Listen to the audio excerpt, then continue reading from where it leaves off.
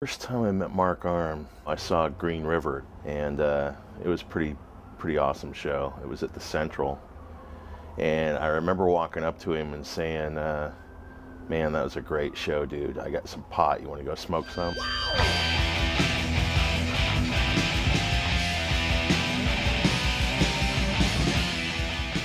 At the time, the Green River Killer was in all the headlines. I think it was just trying to be as provocative as we could be, and in retrospect, it's regrettable. It's what you do when you're 20 years old and obnoxious. And I remember the first time I saw them, I was like, holy cow, like, what is Mark doing? He really was able to sort of express himself and let out his angst. I mean, they went from being folks that I'd seen around town and who I'd do shifts with to being like rock heroes. There was a lot of stuff that went into what made Green River who they were. Some of the components were this kind of glammy metal. You know, he definitely took that stage persona through into Mudhoney, sort of minus the sequin pants. I do remember going to check out the early Green River shows and being really kind of blown away by them. Steve Turner was in Green River at the time. We didn't really know Jeff Ament that well, but we'd seen him play with Deranged Diction, who we thought were cool, and he jumped really high and played through distortion. Seemed very important to us at the time. So Steve kind of went on this campaign to get to know Jeff by getting a job at the same espresso place that he worked at. I could tell that Mark and Steve were into music and into kind of making something happen, so I went to a couple practices. That's how Green River started.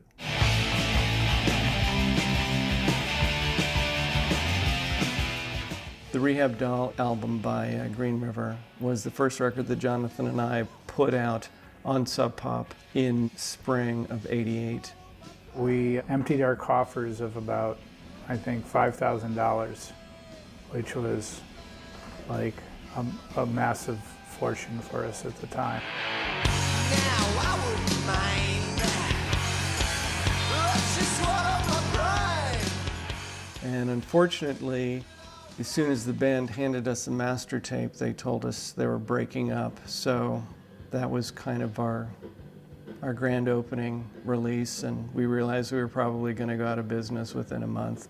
We're down in LA, opening up for Jane's Addiction and Junkyard. I remember Stone and I were up on the side of the stage watching Jane's Addiction, just going like, oh my God, this is like incredible.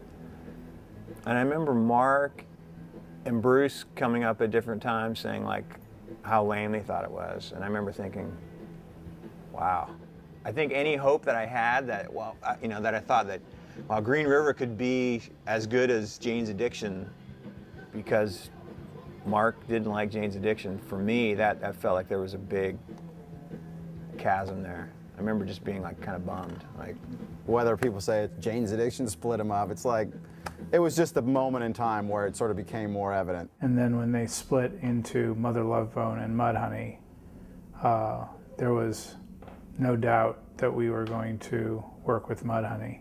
The separation that sort of launched Mudhoney, which is fantastic from a marketing point of view. It's like, the two sellouts went one direction and the purists went the other, and we've got the purists, and they had a fantastic band. Mudhoney was fantastic. We saluted them as soon as we saw them. We were like, wow, that's so much better than Green River was.